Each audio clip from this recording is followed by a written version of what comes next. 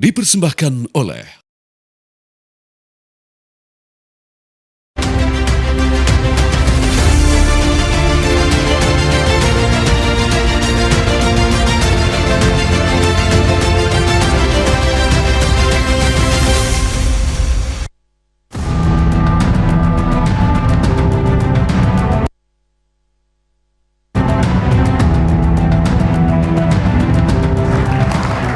Saya percaya bahwa menjalankan pemerintahan ternyata sebenarnya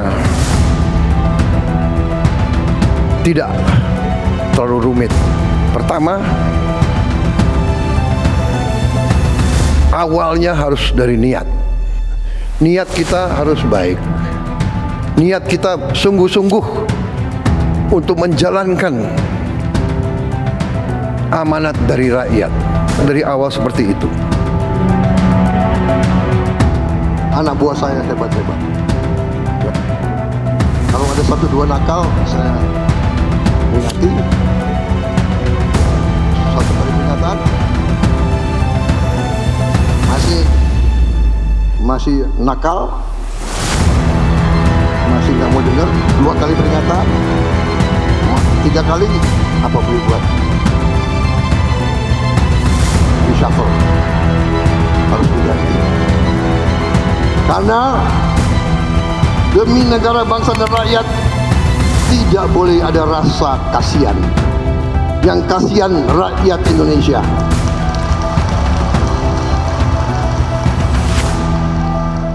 Saya nggak apa-apa dibenci, asal rakyat saya tidak benci saya.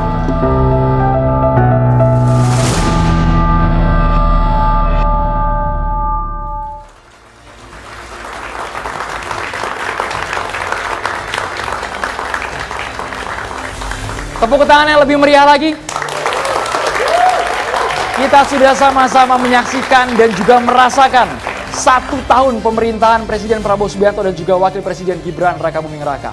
Bahkan hari ini artinya 1 tahun plus 1 hari.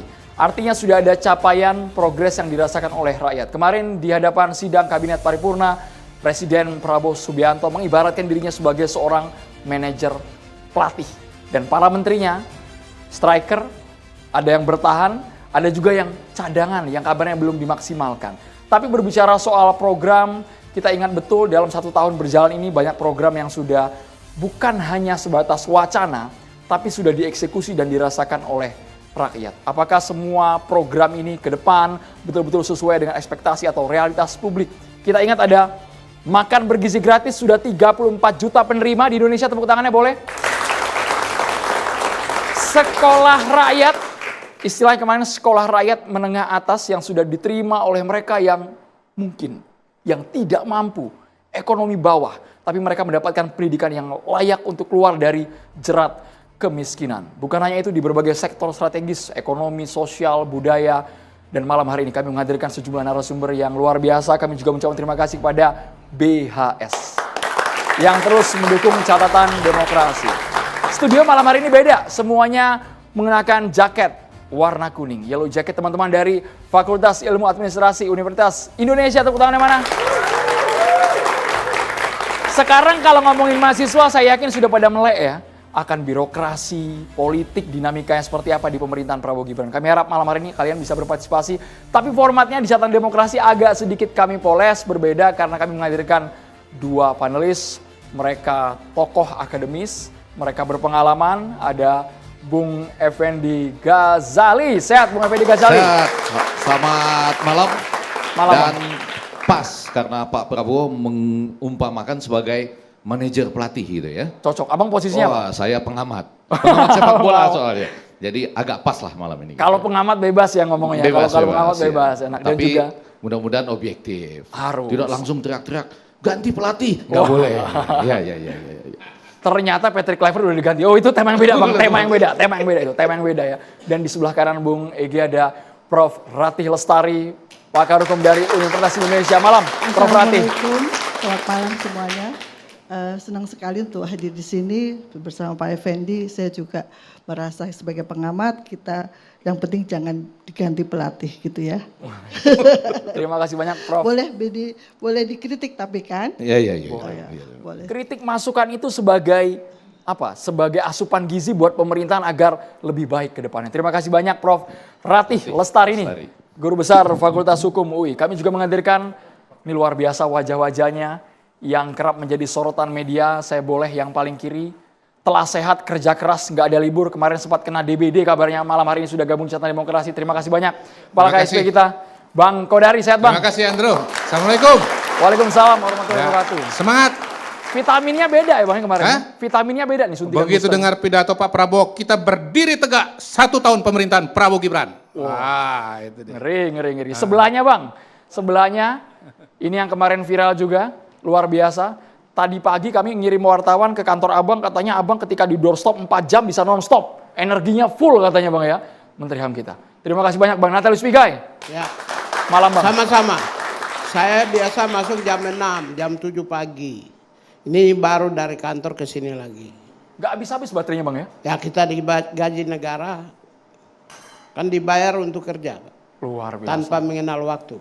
Kerja untuk rakyat intinya Bang Untuk ya? rakyat. Itu dia ya. Yang hari kedua datang ke studio TV One, luar biasa ini. Malam hari ini kami lihat titelnya bukan hanya sebagai Menteri Koperasi tapi Wakil Ketua Umum DPP Partai Gerindra, Kang Ferry Juliantono. Sehat Kang? Sehat, alhamdulillah. Assalamualaikum. Waalaikumsalam. Terima kasih nih, udah 2 kali diundang nih. 2 kali, tapi malam hari atmosfernya beda ya Kang ya? Mudah-mudahan ini kondusif. Kondusif harus Kang. Kondusif dan tetap on fire untuk Kang Ferry. Tepuk tangan buat Kang Ferry. Penasehat Ahli Kapolri, Irjen Pol Purnawirawan Arianto Sutadi. Pak Arianto Sutadi sehat? Pak Arianto. Alhamdulillah sehat, terima kasih. Selamat malam. Luar biasa. Kapolri kami yakin sekali ingin memperbaiki institusi dan Pak Arianto yang malam hari ini representatif dari Kapolri untuk menjelaskan panjang lebar. Tapi pertanyaan awal alangkah baiknya bukan dari saya tapi langsung saya lempar bolanya. Saya kasih umpan lambung ke Bang Effendi Ghazali dan juga Prof. Ratih. Berarti dulu atau? Ladies first boleh? Ladies first. Ladies Gitu. first. Oh ini saling tunjuk-tunjukkan ini Ya, ya? oke, baik. Bang Egi boleh Bang. Iya, pertama-tama sekali lagi terima kasih, selamat juga untuk 1 tahun pemerintahan ini. Saya disclaimer pada bagian awal ya, saya cuma mau membahas pemerintahan Bapak Presiden Prabowo. Karena itu pilihan sah dan konstitusional bagi saya gitu ya. Hak demokrasi Hak Bapak demokrasi ya? saya Oke. ya. Karena saya itu cuma mengakui Pak Presiden Prabowo secara sah dan konstitusional. Siap. Kalau yang lain silahkan nanti Ibu Profesor Ratih yang bahas gitu. Itu pilihan loh, hak yang sah dan konstitusional. Spesifik Bang Egi langsung ditujukan ke salah satu menteri Oh iya. atau kepala lembaga. Ya. Abang mau pilih siapa?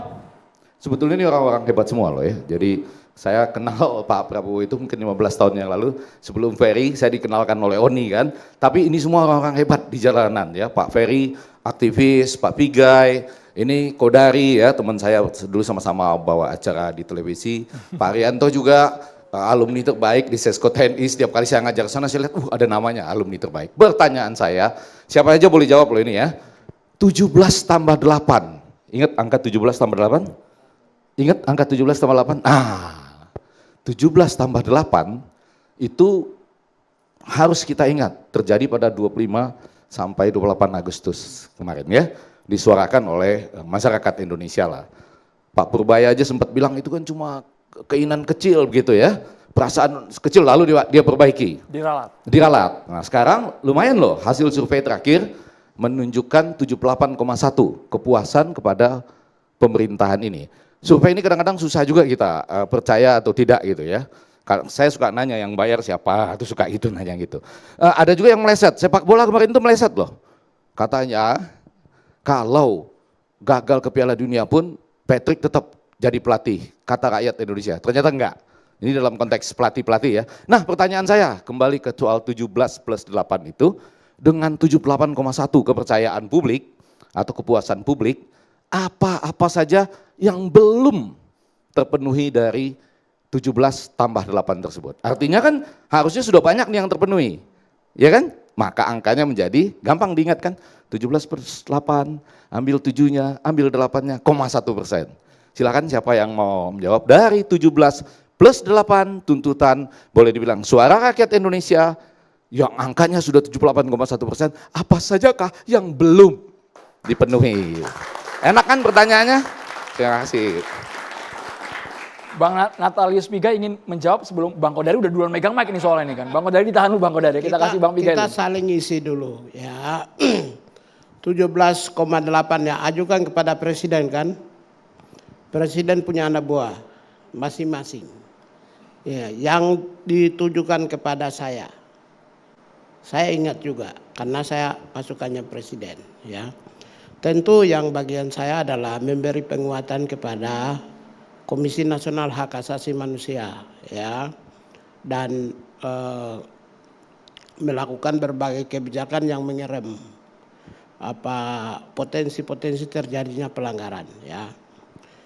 Ya karena itu saya sudah siapkan 90% ya revisi Undang-Undang Hak Asasi Manusia. 90% loh. Yang penyusunnya juga nggak tanggung-tanggung Pak. 1, Profesor Jimli Asidiki. Yang kedua, Profesor Dr. Makarim Wibisono. Yang ketiga, Ibdal Kasim, Nur Kolis, Royatul Aswida, ya, Amiruddin Al-Rahab, Rocky Gerung, kemudian Haris Asar. Ini punggawa HAM Indonesia yang menyusun. Sehingga dari sisi regulasi induk yang memayungi hak asasi manusia di Indonesia sudah selesai, dan saya sudah berjuang kemarin sidang paripurna sudah memutuskan prolegnas prioritas 2026 dari pemerintah, usulan pemerintah. Isinya adalah memberi penguatan kepada Komisi Nasional Hak Asasi Manusia, kemudian Komisi Perlindungan Anak, Komnas Perempuan, Komnas Disabilitas, dan berbagai institusi-institusi kuasi yudisial yang menyangkut tentang hak asasi manusia. Kemudian yang kedua, saya juga akan di dalam pasalnya itu menegaskan perlindungan hak impunitas terhadap pembela HAM. Jadi nanti ke depan ketika para pembela HAM seperti Del Pedro mereka memperjuangkan hak untuk kepentingan rakyatnya, bangsanya, dan negaranya tidak bisa dipidanakan. Di dalam pasal tertentu saya sudah tegaskan bahwa mereka tidak bisa dipidana ketika mereka memperjuangkan kepentingan bagi orang-orang yang membutuhkan pertolongan. Dan ini juga setelah muncul pasal itu nanti juga saya keluarkan permen yang melindungi mereka.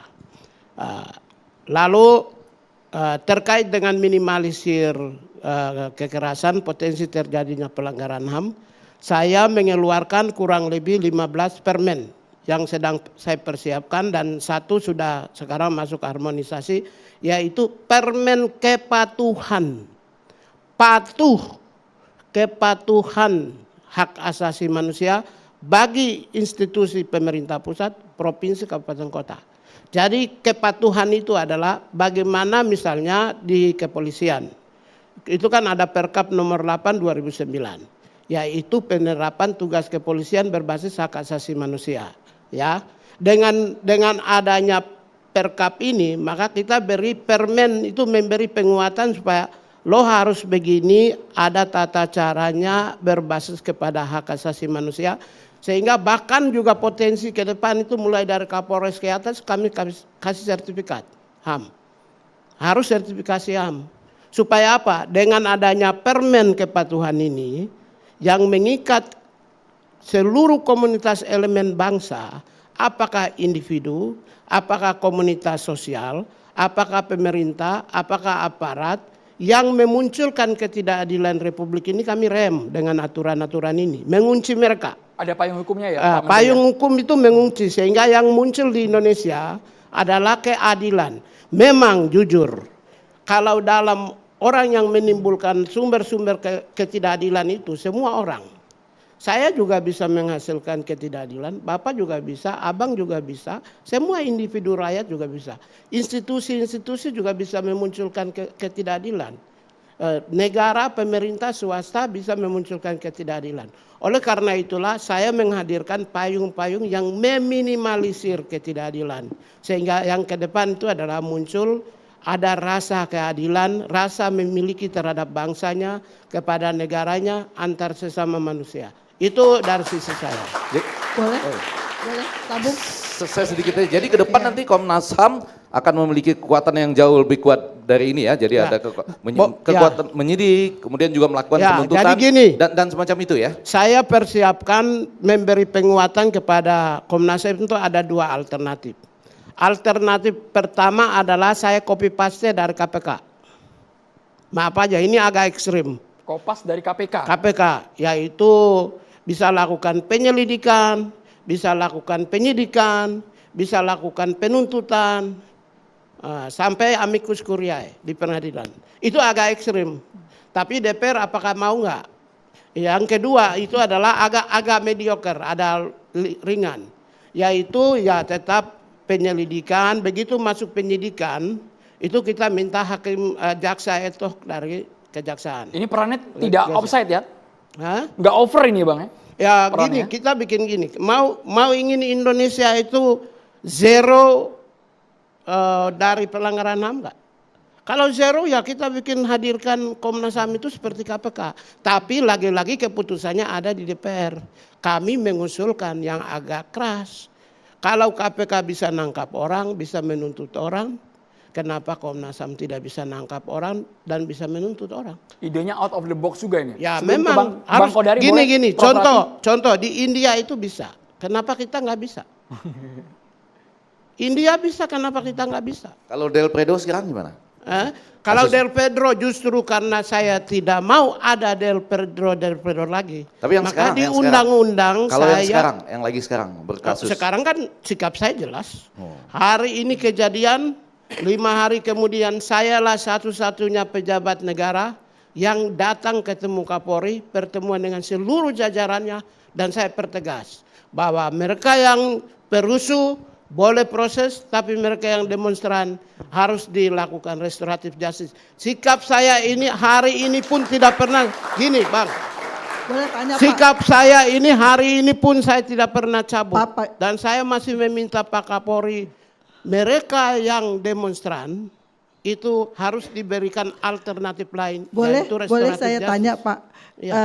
Kemarin kan demonstrasi tuh Bapak bilang tidak boleh gitu ya. Tapi ternyata sekarang kemarin catatannya kan ada 1.200 orang ya. Bahkan ada yang di bawah umur gitu, itu ditahan polisi gitu. Apa yang Bapak lakukan itu pertama. Yang kedua adalah apa kategori untuk mengatakan bahwa patuh itu, kepatuhan itu apa yang dituntut institusinya, apa yang dilakukan untuk memberikan indikator kepatuhan. Kan itu berarti ada penilaian untuk patuh atau tidak. Ya. Apa yang akan dilakukan di dalam peraturan tadi, peraturan Kemen ya. Bagaimana kekuatan mengikatnya? Itu kan juga persoalan Pak, kalau hanya dengan menggunakan Kemen. Terima kasih. Ya ini kan kita try dulu, kita coba dulu. Coba dulu, jadi baik. gini, yang pertama terkait dengan apa yang kamu lakukan soal demonstrasi. Ini saya adalah satu-satunya di luar Menteri Pertahanan yang ikut mengendalikan keadaan. Hari itu juga saya pertemuan dengan Kapolri, nggak ada yang bisa berani loh ketika Kapolri kepolisian lagi di bawah daun berani datang ketemu. Setelah itu hari itu saya memerintahkan seluruh kanwil saya Sabang sampai Merauke mendatangi tempat-tempat polisi. Apakah di Polda atau di Polres. Satu persatu mereka datangi. Banyak pula yang kami keluarkan pada saat yang sama. Tapi ada sampai sekarang kurang lebih 900 masih ditahan. Saya masih meminta yang 900 itu, mudah-mudahan Pak Kapolri dengar nih, Pak Arianto ya. Saya masih belum mencabut pernyataan saya bahwa perusuh dan demonstran harus dipisah. Kalau yang demonstran itu dicarikan jalan keluar namanya restoratif justice. Jadi saya dari Kementerian HAM masih belum mencabut pernyataan bahwa mereka yang demonstran harus dicarikan jalan keluar restoratif. Itu sikap Menteri HAM. Bang Kodari. Baik, terima kasih. Walaupun tadi analoginya ini adalah tim sepak bola, tapi sebetulnya suasananya ini ujian doktoral ini. Kental sekali, iya. Soalnya 2 guru besar lalu di sebelah kiri kanannya jaket kuning. Jadi ini kayak di kampus. Nah, pertama-tama begini, menurut saya kita jangan kehilangan perspektif ya. Kita pada hari ini bicara judulnya 1 tahun pemerintahan. Memang ada peristiwa bulan Agustus, tetapi jangan terpaku di sana Pak Ege. Nah, kalau bicara 1 tahun pemerintahan, saya dengan sepenuh hati dan sepenuh keyakinan mengatakan bahwa Presiden dan pemerintah telah meletakkan dasar-dasar fundamental bagi suatu kemajuan bangsa dan negara. Perspektif yang pertama adalah bahwa pemerintahan Prabowo ini sangat menekankan pada pembangunan sumber daya manusia. Mulai dari MBG, ya, Menteri Kesehatan mengatakan kalau MBG berjalan dengan baik, 40-50% masalah kesehatan itu akan insya Allah selesai. Cek kesehatan gratis, kemudian sekolah rakyat, sekolah Garuda, renovasi sekolah, kemudian interaktif panel di 300.000 sekolah di seluruh Indonesia, dan terakhir kemarin sitaan 13 triliun itu untuk menambah beasiswa LPDP Bu, insya Allah Bu, ya. Itu semua adalah untuk meningkatkan kualitas SDM manusia Indonesia. Yang kedua, Presiden telah meletakkan suatu dasar fundamental yang sangat kuat, bahwa yang namanya kekayaan alam bangsa Indonesia, kekayaan negara itu untuk sebesar-besar kemakmuran rakyat. Itu sangat jelas dan tegas. Jadi sudah disita 4 juta hektar lahan sawit ilegal yang kemudian nanti akan dikelola oleh negara dan uangnya akan dipergunakan untuk pembangunan SDM. Itu baru awal ya Bang ya? Baru awal, baru setahun ini, baru satu tahun. Kemudian menyusul nanti soal tambang, ya. Tambang ini juga sangat luas. Satu contoh saja baru di Bangka Belitung itu tiap tahun informasi dari Presiden itu kebocoran 45 triliun Pak dari penyelundupan yang berjalan selama ini. Dan mulai hari ini jangankan kapal, perahu pun nggak bisa lewat, ya. Perahu pun nggak bisa lewat. Jadi insya Allah kekayaan alam untuk sebesar-besar kemakmuran rakyat Indonesia. Dan yang ketiga, beliau sangat menekankan Bu Rati untuk keadilan sosial dan peningkatan pendapatan ekonomi masyarakat. Di antaranya adalah dengan ya Koperasi Merah Putih nanti yang dijelaskan oleh Pak Ferry Juliantono, menguatkan ekonomi kerakyatan, kemudian desa nelayan, ya nanti akan dibangun tambak-tambak juga, tambak nila salin, tambak udang, berbagai macam program-program yang intinya ingin meningkatkan ekonomi rakyat, ya. Dari Menteri Keuangan, uang-uang yang tadinya tersimpan di Bank Indonesia dikucurkan ke Bank Himbara untuk menggerakkan ekonomi. Lalu Pak Purbaya juga sudah mengingatkan para kepala daerah, ternyata APBD ini baru berjalan 50%, ya. 50%-nya belum bergerak, belum bergulir. Ada yang rela dikembalikan, ada yang protes. 200 triliun lebih ternyata tersimpan di Bank Pembangunan Daerah, begitu. Jadi semuanya ditujukan untuk menggerakkan ekonomi. Nah, 3 aspek itu sudah diletakkan dasar-dasarnya dengan sangat kuat oleh Presiden, dan kita sudah melihat hasil yang nyata, ya. Bagaimana MBG sudah 12.000 SPPG, sudah 36 juta penerima. Kalau Brazil mencapai angka 40 juta itu dalam 11 tahun, kita ya kurang lebih ya kurang dari 11 bulan lah, begitu. Jadi sudah sangat-sangat luar biasa. Kemudian CKG sudah berapa? Hampir 40, lebih dari 40 juta orang yang mendapatkan cek kesehatan gratis, dan kita melihat bagaimana semua ini sudah diletakkan dasar-dasarnya oleh Presiden, dan ke depan semua ini akan dilaksanakan dengan lebih baik lagi. Setuju sih Pak Kodari, ya. Setuju dengan apa yang disampaikan Pak Kodari. Ya, Bu. Presiden itu sangat dia concern dengan kesejahteraan kita semua warga negara. Jadi memang betul bahwa yang akan difokuskan adalah kesehatan, pendidikan, tadi ada sekolah rakyat, lalu juga peningkatan pada pertumbuhan ekonomi desa ya Pak. Nah pertanyaan saya adalah gini, MBG itu sangat bagus Pak. Kita mengurangi stunting. Ya, tapi persoalannya adalah ketika kemarin berapa ribu siswa yang terpapar dengan E. coli. Nah, pertanyaan saya adalah kemarin nggak jelas siapa yang bertanggung jawab. Lalu kemudian apakah ini berhubungan dengan tidak adanya dasar hukum dari MBG ini? Karena mohon koreksi ya Pak Kodari, apakah ada dasar hukum yang untuk menerangkan siapa melakukan apa? Sampai sekarang kan hanya di Perpres kan hanya BGN saja kan, mendistribusikan, melakukan pengawasan, sehingga ketika di dalam implementasinya kemarin jadi kelihatan kedodoran Pak. Oleh karena itu perlu supaya di dalam penguatan itu harus ada dasar hukumnya, sehingga kita bisa tahu ketika terjadi kemarin keracunan itu kita bisa tahu, Pak Kodari bisa mengevaluasi siapa yang bertanggung jawab, kesalahan ada di mana. Nah ini kan kita nggak ketahuan siapa melakukan apa, itu pertama. Yang kedua mungkin untuk peningkatan koperasi desa kepada Pak Menteri. Pertanyaan saya adalah, apakah nanti koperasi merah putih itu menjadi semacam kepanjangan tangan pemerintah untuk pembangunan ekonomi di desa? Karena dulu, ini mohon maaf, dulu waktu zamannya era Soeharto, itu pertumbuhan memang besar-besaran, berapa puluh ribu koperasi diadakan, tetapi tidak ada yang sedikit sekali yang berhasil, terutama koperasi nelayan Pak. Nah ini apakah sudah dipikirkan kemampuan dari SDM di desa ketika pembangunan ekonomi itu dibebankan kepada mereka?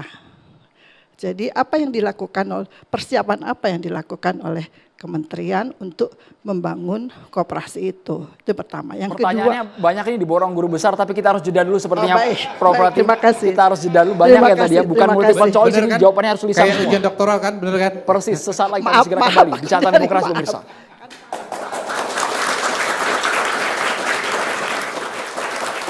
Sejujurnya soal MBG sama koperasi merah putih semalam sudah kami bahas cukup tebal. Inginnya malam ini konteksnya hukum dan politik. Tapi kalau ujian disertasi harus dijawab. Singkat boleh ya, boleh. Bang Kodari ya. Pertama begini, dasar pokoknya sudah ada Bu. Tapi memang dalam implementasi kemudian dirasakan perlu adanya perbaikan-perbaikan. Terus terang kantor staf presiden ya semenjak saya jadi wakil pun concern soal penataan lebih mendetail. Nah memang momentumnya itu ada dua sih. Pertama peristiwa-peristiwa keracunan yang kemudian juga bagian dari evaluasi dari kita. Dan saya kira semua mencatat bahwa KSP adalah yang secara terbuka memberikan catatan problem-problem yang ada di mana dan harus diperbaiki. Misalnya sertifikasi laik dan higienis itu Bu, itu dari KSP. Dan alhamdulillah ini sudah difasilitasi dan diakomodasi. Angkanya rendah sekali ya? Ya. Enggak, saya takut menambah ketebalan, tapi angkanya rendah sekali ya. Data yang ada pada saya per 7 Oktober itu hanya 193 yang baru punya dari 10.000 lebih. Ya, poinnya adalah begini Bang Ege. Enggak, kenapa telat maksud saya? Makanya begini, poinnya adalah begini, kita dalam membuat kebijakan publik selalu berusaha untuk memperbaiki apa-apa yang kurang begitu.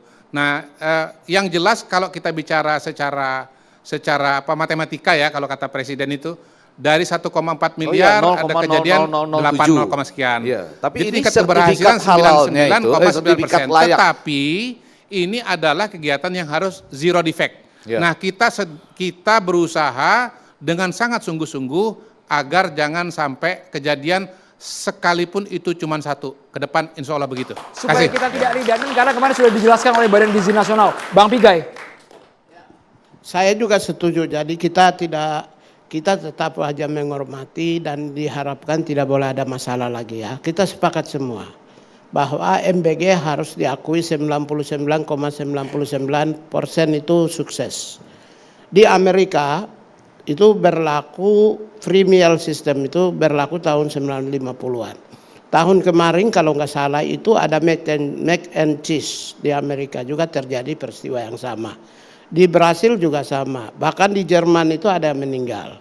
Jadi maksudnya ini kan sudah bagian dari kita ini sudah masuk dalam standar internasional itu disepakati namanya ongoing process of achieving human right.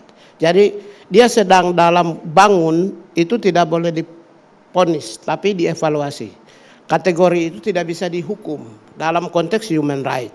Tapi oleh karena itu dia masuk ke dalam Pak konteks Pigai, pidana. tapi kalau orang hanya memberikan sertifikat atau baru dapat sertifikat 193, sertifikat layak kesehat tadi, dari 10.600 lebih SPPG, itu kan pelanggaran kan Pak Ya, Pigai? itu kan bagian ongoing process of achieving Enggak, human bukan, right. enggak ada yang melihat bahwa itu, loh kenapa enggak cepat diberikan, kenapa ketinggalan sekali dibandingkan jumlah SPPG-nya gitu. Saya setuju kita menuju kepada sesuatu yang nantinya akan bagus, perfect gitu. Tapi ini kan Belum jauh kelihatan sekali loh. tertinggalnya. Itu belum kelihatan Jauh sekali tertinggalnya. untuk daerah yang terluar 193 dalam. dari 10.600. Iya. Ya.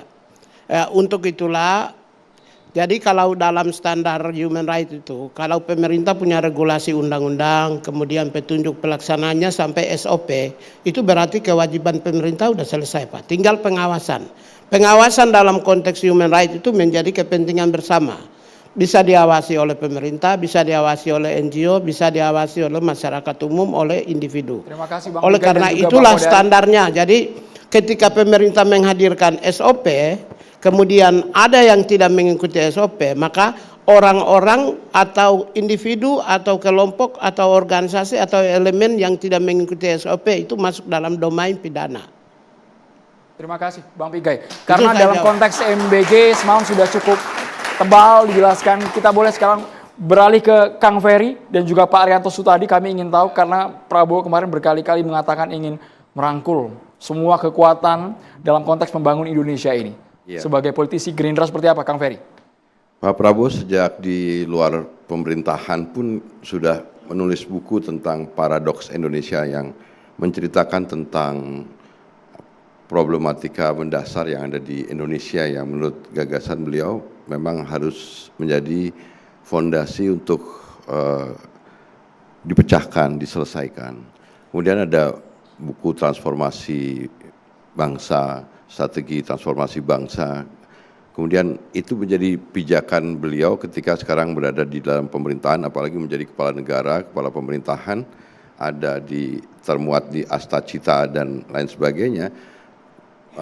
Pak Prabowo sebagai presiden, sebagai kepala pemerintahan tentu akan menjalankan langkah-langkah beliau sebagai presiden atas gagasan dan pikiran yang memang sudah lama tersimpan dalam pikiran beliau.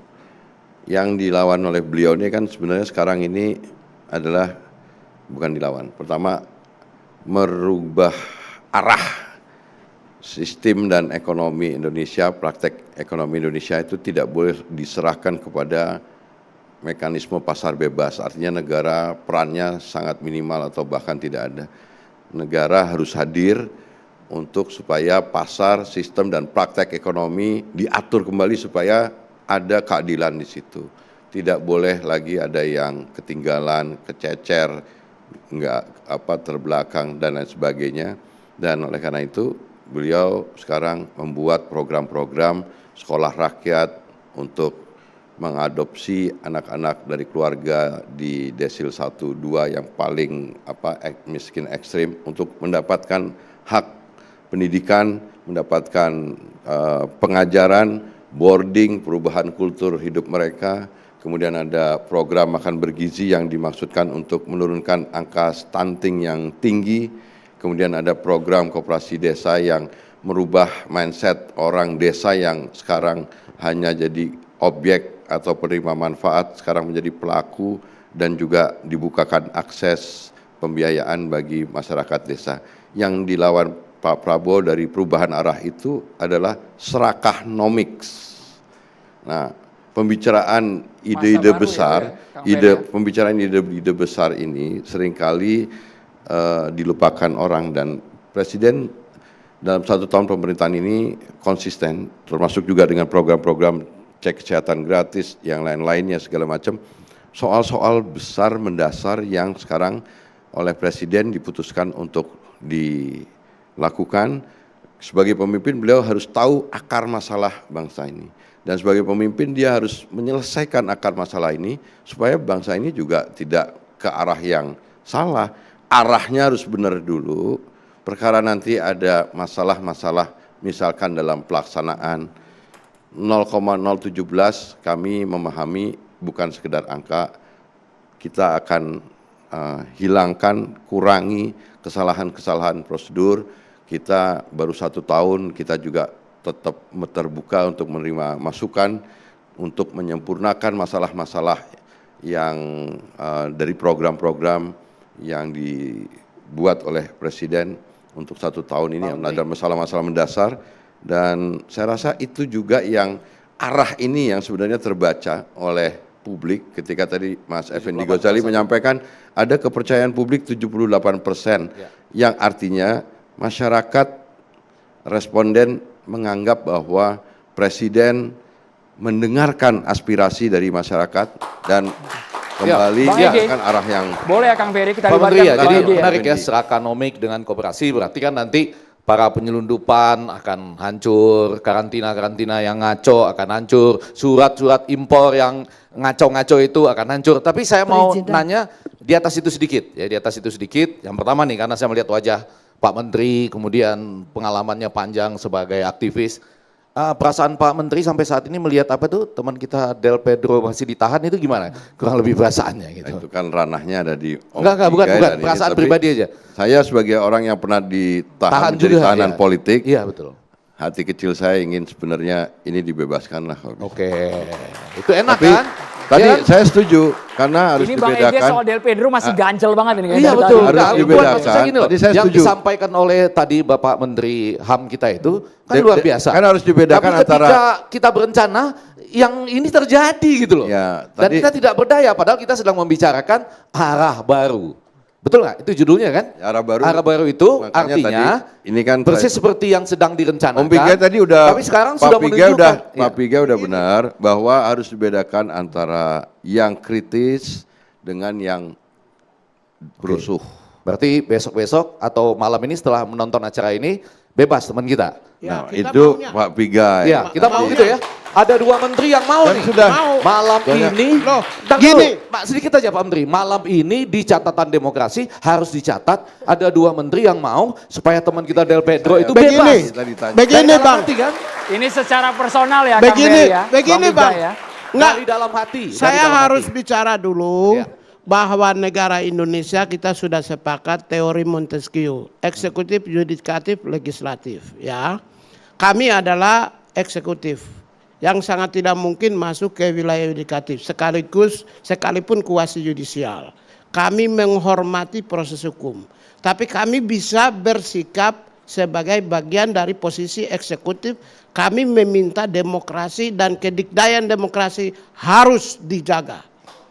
Itu harga mati. Kang Oleh Ferry. Ya, saya rasa itu ranahnya Pak Pigai. Kalau ditanya pribadi pendapat saya, karena saya pernah merasakan Iya, makanya saya tahanan politik. Iya. Ya. Dari wajahnya kelihatan, Pak. Ya nanti mudah-mudahan kita bisa ada langkah-langkah yang bijaksana. Karena ini kan yang sepak bola kemudian- tadi Pak, sepak bola. Ini tadi bukan Kalau yang soal satu sepak bola, main- ini ya, terlalu bukan. Kalau diumpamakan Effendi tim terlalu sepak nyerang, bola, jadi yang kelihatan. dua itu pengen melakukan ini tapi nggak pernah bisa, nggak masuk Piala Dunia Pak. Ya, Jadi tapi ini ada perasaan dari 2 menteri tercatat di catatan demokrasi itu kegagalan yang pengamat mengendaki sepak sebagai bola perasaan seperti Saudara bahwa Effendi Ghazali. teman-teman kita itu bebas gitu ya. Ya, harapannya Iya kan? kita mudah-mudahan. Wih, terima kasih Pak, terima kasih. Prof, Bebas. pertanyaan ke Kang Ferry. Berarti Bapak Profesor tadi kan nanya soal koperasi tadi. Saya tipis saja bahwa pasti nanti koperasi desa ini akan menjadi instrumen dan alat perjuangan masyarakat. Jadi bahwa kalau di desa itu Prof, itu sekarang banyak praktek rentenir, tengkulak, itu maksud pinjol saya, dan Prof. sebagainya. Pak Pasti Menteri. itu akan koperasi Iya. desa akan berfungsi untuk itu. Memutus mata rantai distribusi Iya. yang berkepanjangan dan lain sebagainya, akan menjadi off taker dari hasil produk masyarakat desa.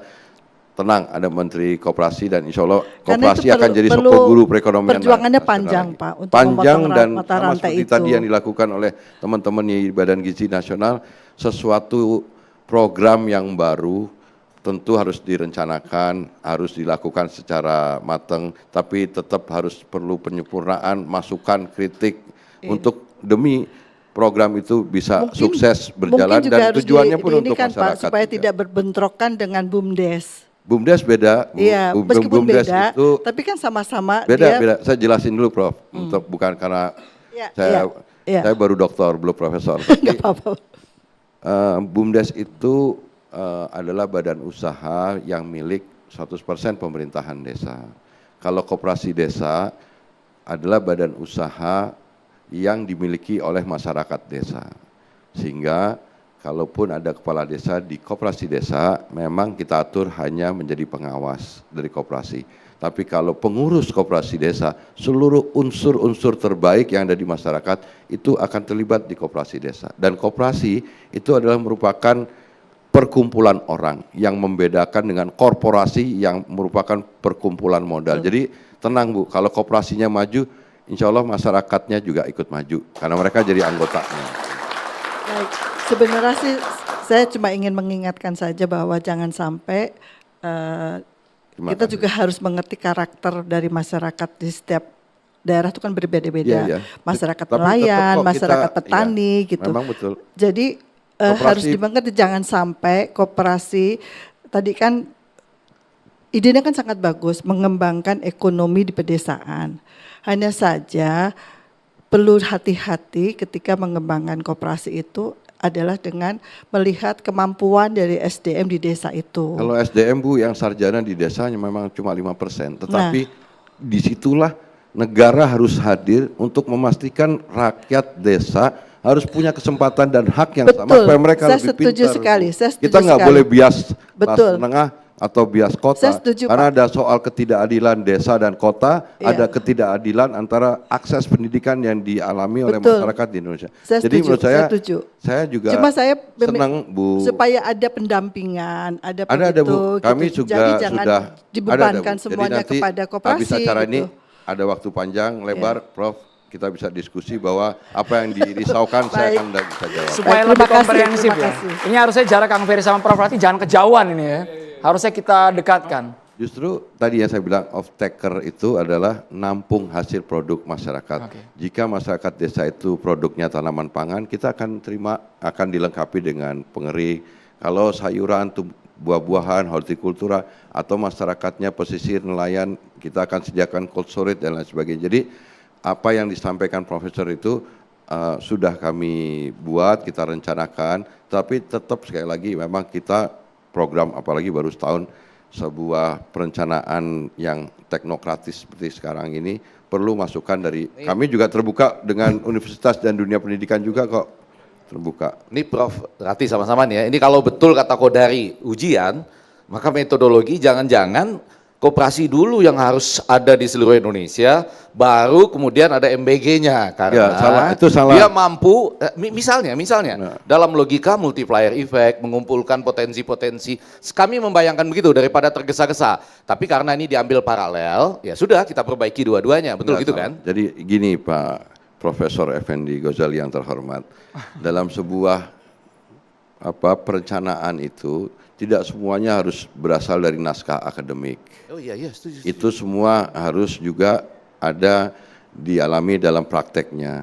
Ada di dalam metode sosiologi itu namanya piecemeal feedback method, metode umpan balik sepotong-potong yang kita bisa lakukan perbaikan penyempurnaan itu di tengah Ini yang sedang jalan. dilakukan, Jadi kan? ini Pelan-pelan ini diperbaiki. adalah Iya. sebuah proses yang sekarang kita sedang jalani di dalam pemerintahan, tetap terbuka masukannya dalam rangka untuk menyempurnakan program pemerintahan, dan Pak Prabowo pasti punya gagasan besar, cita-cita besar yang berpedoman dengan konstitusi, Undang-Undang 45 khususnya pasal 33, kita lawan sarkasnomics, tapi kita juga sebagai pembantunya di kabinet yang harus menerjemahkan ini menjadi program-program yang applicable Boleh dan sampai situ dulu kan? implementatif. Titiknya boleh sampai situ dulu. Kita sudah masuk bab 4, ini sudah kombinasi sama teori ya. Belum wacana mengenai reformasi Polri, kita bahas sesaat lagi hanya di Carta Demokrasi pemirsa.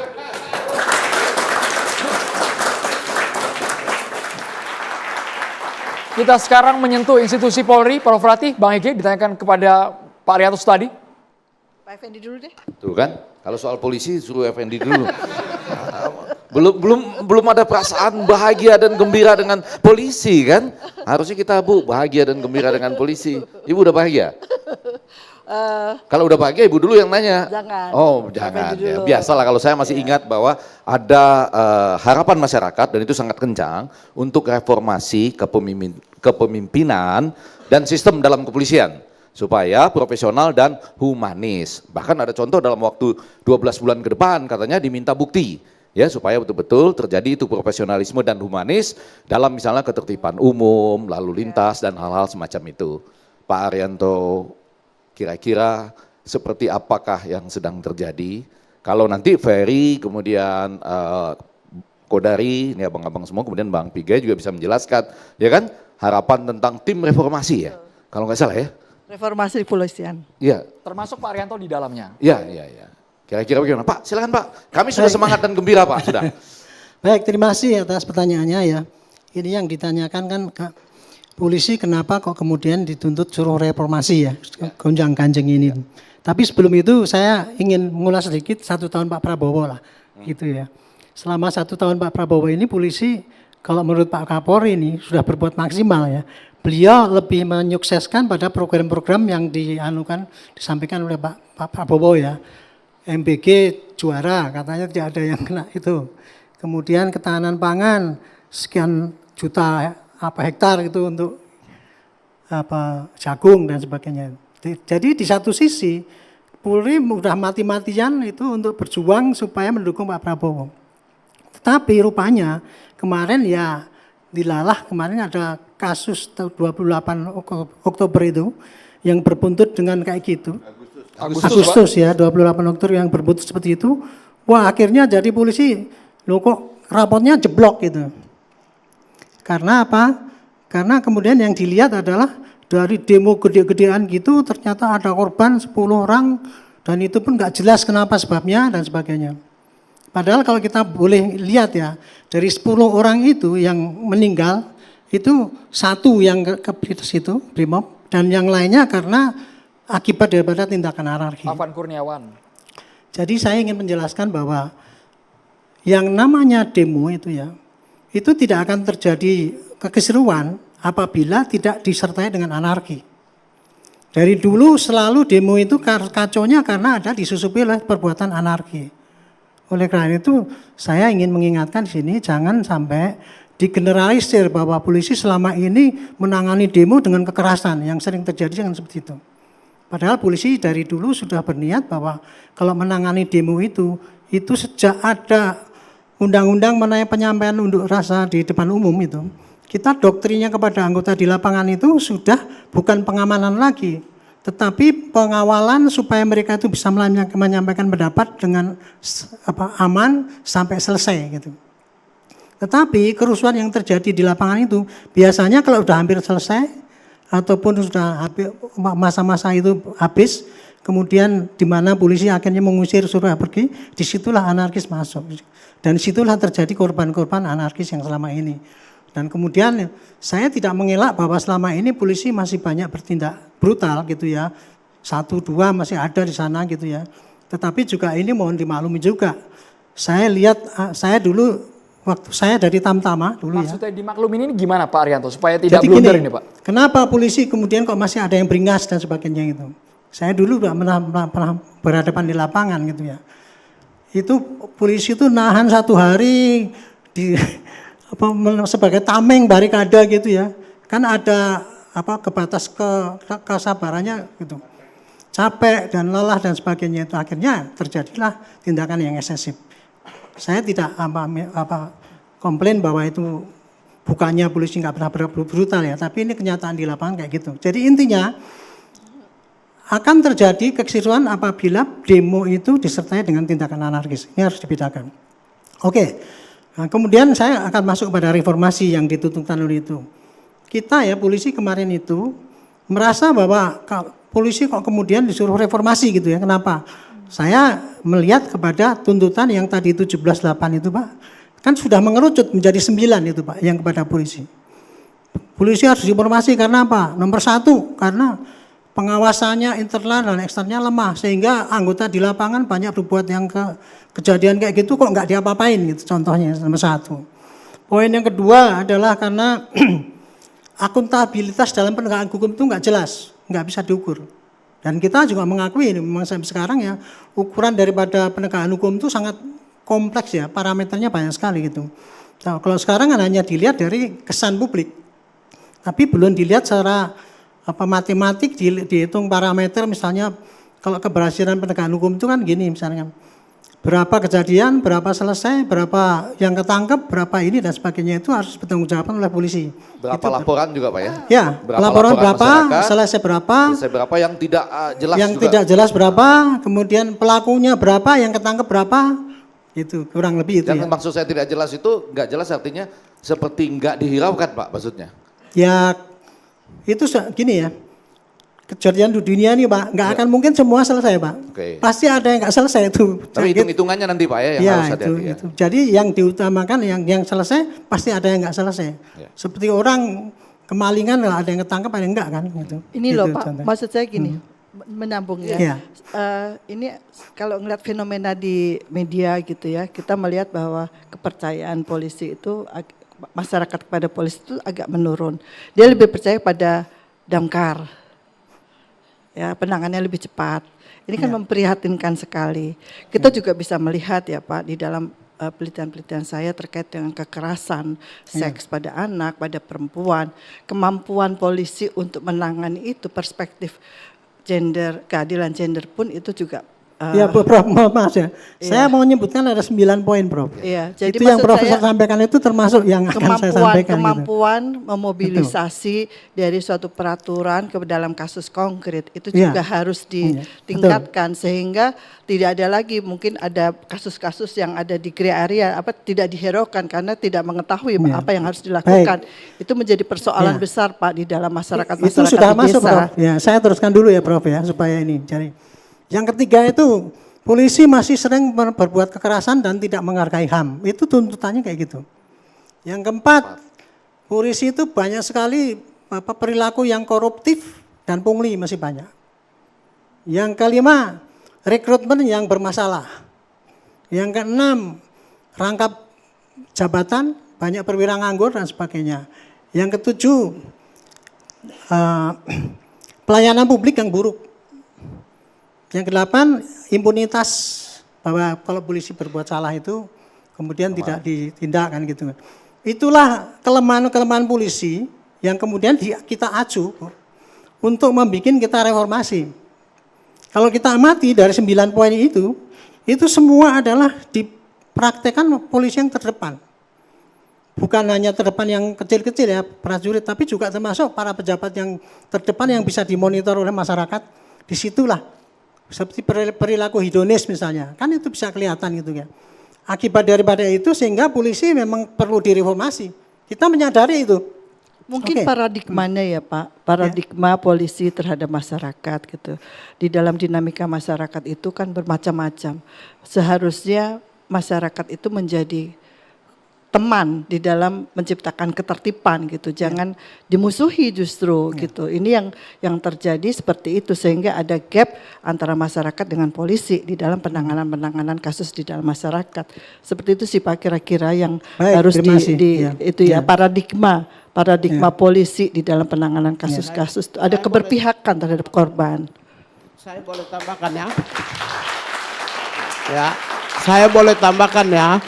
Jadi begini ya, ini dari pandangan Presiden ya. Tadi kan tentang penerapan tugas kepolisian di lapangan. Jadi ya, reformasi kepolisian ini tidak semata-mata evidence based peristiwa kemarin ya. Tapi kerangka besar yang dipikirkan oleh kepala negara. Yang pertama, Undang-Undang Nomor 2 2002 itu sekarang sudah 23 tahun. Terjadi perubahan tajam. Sekarang AI, scientific investigation. Jadi dinamika manusia Indonesia juga berubah, perkembangan juga berubah, teknologi juga berubah, tindakan kekerasan dan kejahatan juga berubah. Itu satu. Waktu saya di Komnas HAM, kepolisian adalah institusi terbanyak yang dilaporkan oleh masyarakat. Ini yang kedua ya. Yang kedua. Yang ketiga, oleh karena itulah perlu ada perubahan.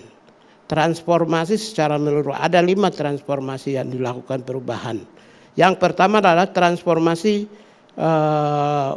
aturan, ya, dari aturan law harus lakukan transformasi perubahan, penyesuaian.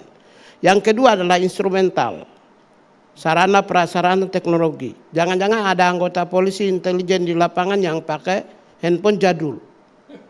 Ya, itu juga lakukan perubahan. Yang ketiga adalah transformasi yang terkait dengan sistem. Ya, sistem manajerial di dalam. Yang keempat adalah transformasi yang terkait dengan personal. Profesionalisme personal, etik, moral. Lalu yang kelima itu adalah transformasi yang terkait dengan justice system. Bagaimana proses peradilan. Ketika orang laporkan harusnya layani seperti apa? Ya, based on human right. Kemudian ketika ditanya batasan waktu, sekarang kan di atas jam 11 malam juga diperiksa sampai jam 5 pagi juga diperiksa. Jadi semua rangkaian sistem-sistem ini berbagai landscape tadi, dari yang pertama sampai yang terakhir saya sampaikan, memang perlu ada penyesuaian dan perubahan. Itulah menjadi dasar Presiden lakukan perubahan, ya, reformasi. Bukan berdasarkan evidence base yang kemarin, bukan, tidak hanya semata-mata itu. Kebetulan semua itu juga tertuang dalam tuntutan mahasiswa yang termaktub di 17 itu. Pak Arianto, ini ada target tidak diserahkan kepada Presiden agar ini rampung mungkin dalam 6, enggak, 12 jadi bulan ke gini depan? loh. Kita tuh ya kemarin begitu ada tuntutan itu, kita merasa lah, oh ya memang ternyata masih banyak kesalahan gitu kan. Kemudian ada katanya ada komisi gitu. Kita mengusulkan, enggak usah menunggu komisi itu ada apa tidak. Kita perbaiki yang kurang-kurang ini, yang tujuan ini, langsung kita bertindak gitu loh. Jadi kita bukan bikin tandingan kita mau reformasi, enggak. Kita perbaiki yang kekurangan itu, bertindaklah dengan jelas supaya bisa ini diperbaiki. Nah, saya lanjutkan ya, Pak. Apa yang sudah sampaikan oleh Profesor Pak Menteri itu ternyata Pak, polisi itu sudah melakukan reformasi dulu tahun 2002, ya, struktural, instrumental, dan kultural. Oke, itu bukunya setebal gini Pak.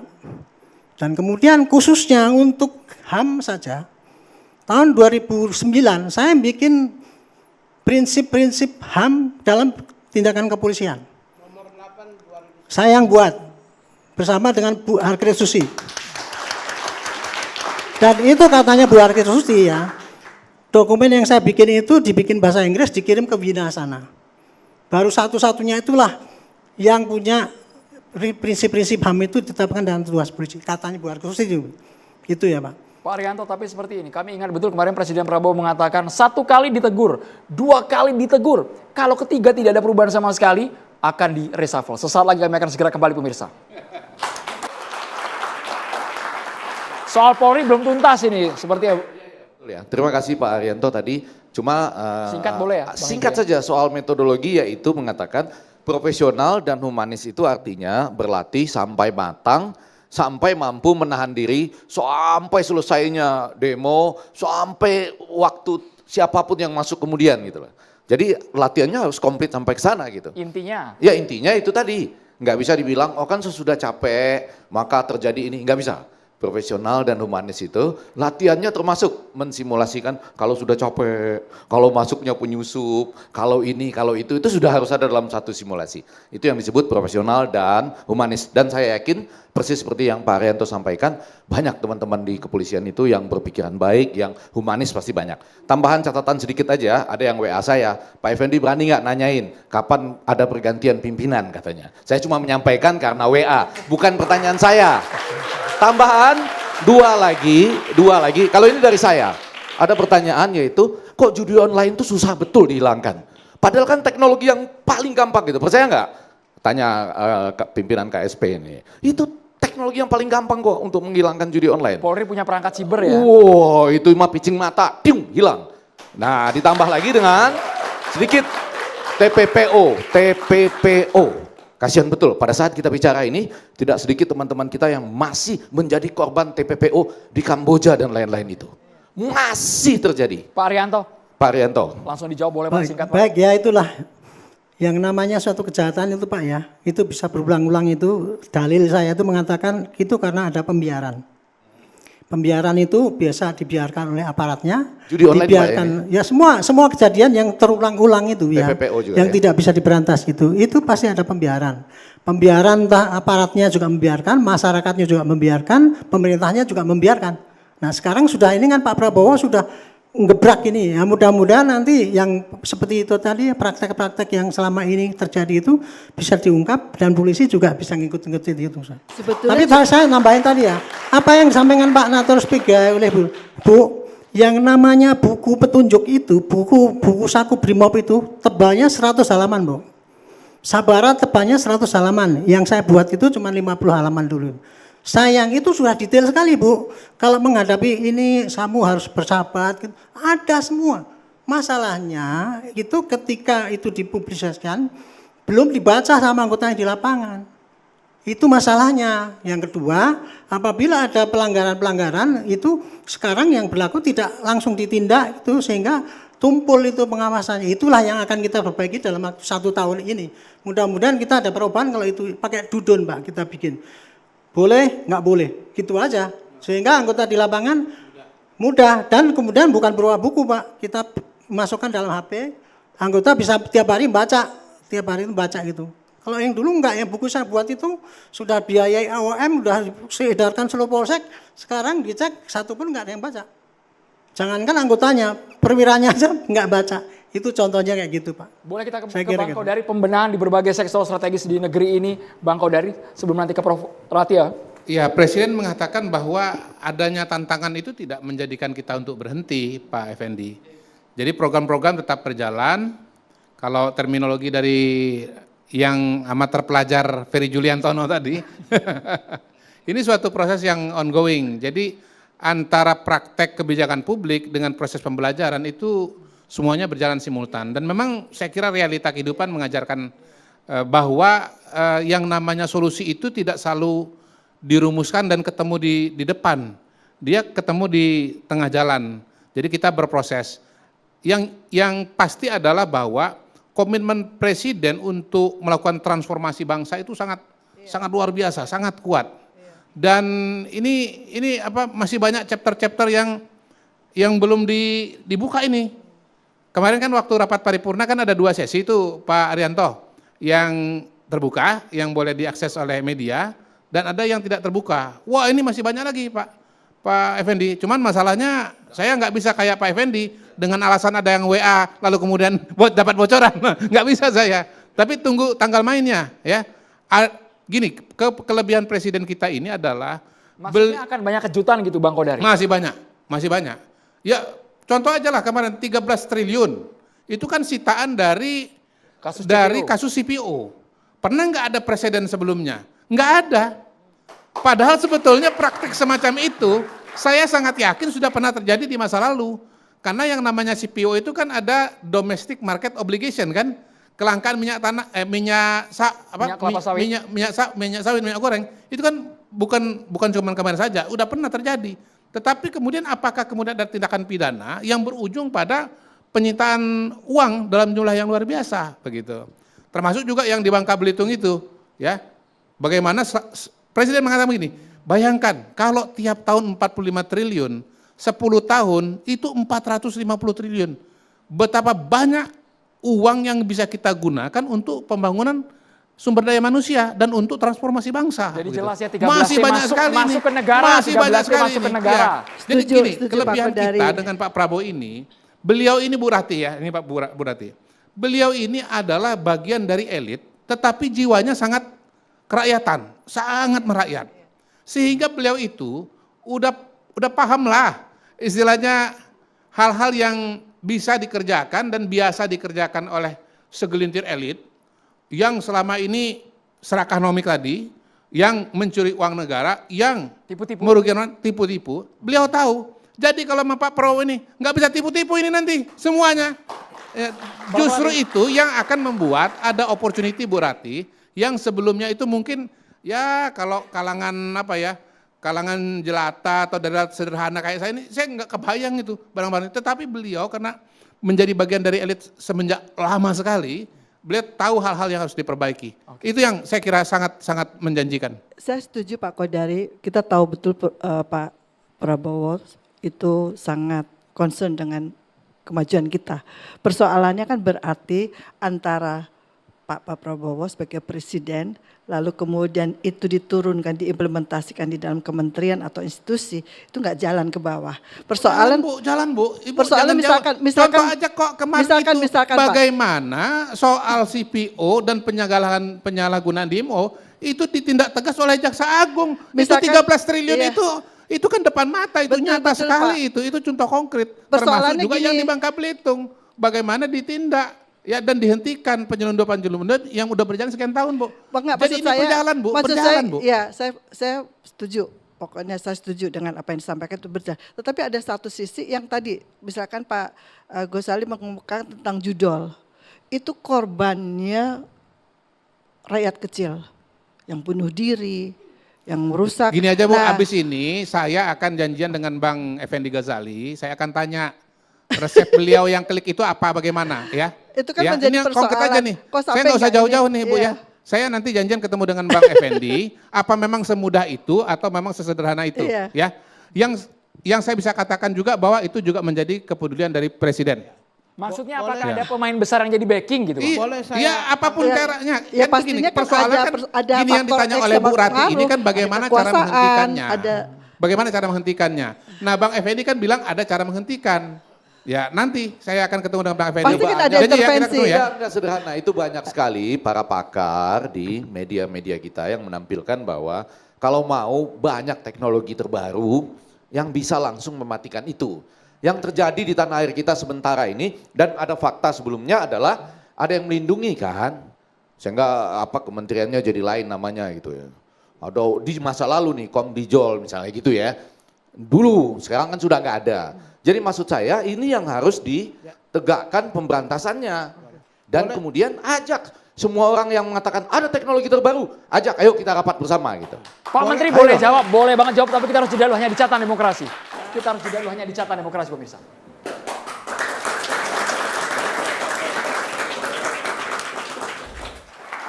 Kang Ferry untuk menjawab pertanyaan dari Bang Egy dan juga Prof. Rati tadi. Saya lihat bahwa dalam pertumbuhan ekonomi, gross domestic bruto kita, pertumbuhan ekonomi lah, selalu kita melihat angka 5%-an itu sebenarnya hanya kemudian memberi privilege naiknya segelintir kelompok orang kaya, tapi sebagian besar dari kalangan kelas menengah masyarakat kita yang lainnya turun sebenarnya. Nah, oleh Presiden ini yang dikhawatirkan bahwa kalau ini terjadi itu kan kekuatan modal menjadi sangat luar biasa, dominan, dan kemudian mereka bisa mensublimasi masuk ke ranah wilayah yang lain-lainnya, termasuk juga ke politik dan hukum, yang itu kemudian menyebabkan untouchables, nggak tersentuh. Nah, Presiden ingin sama seperti logika beliau sebagai Presiden, kepala negara, pemerintahan, di dalam ekonomi negara harus hadir lagi untuk ngatur supaya pasar tidak diserahkan kepada mekanisme pasar yang bebas, hukum juga begitu.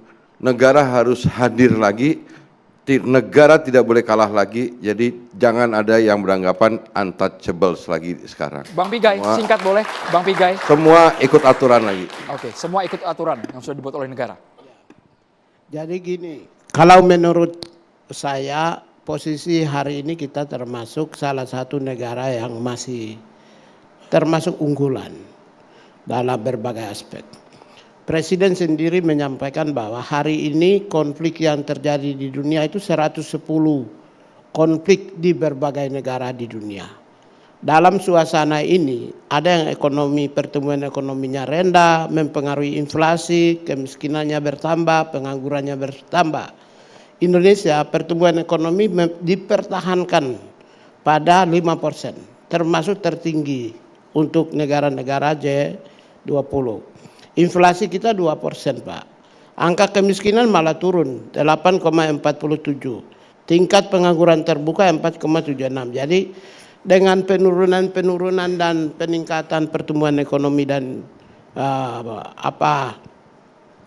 inflasi kita yang rendah ini, menurut saya ya Presiden Prabowo adalah statementship.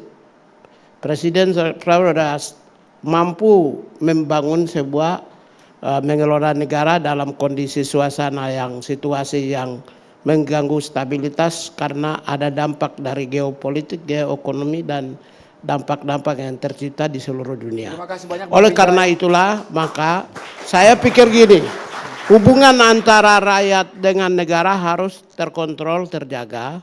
Relasi interpersonal rakyat tetap terjaga, tapi kita juga memberikan ruang untuk mengisi ruang-ruang kosong yang tidak sempat diisi oleh kami-kami yang Terima di sini. kasih Bang Pigai, Bang Kodari, Bang Ferry, Pak Arianto. Para panelis kita kami yakin undang-undangnya pengen dikeluarkan semua malam hari di Catatan Demokrasi. Bang Effendi Ghazali, Prof. Rati, terima kasih Bang. Sudah plong? Sudah puas akan jawaban para menteri, para kepala lembaga? Jujur, sudah puas? Oh belum ternyata ya. Kepuasan itu sifatnya relatif. Tapi kita tunggu nanti dalam jangka waktu dekat ini, kita tunggu kejutannya. Karena kabarnya akan ada penangkapan besar-besaran yang akan dilakukan. Dan itu akan menunjukkan kita semua. Terima kasih banyak mahasiswa dari Universitas Indonesia.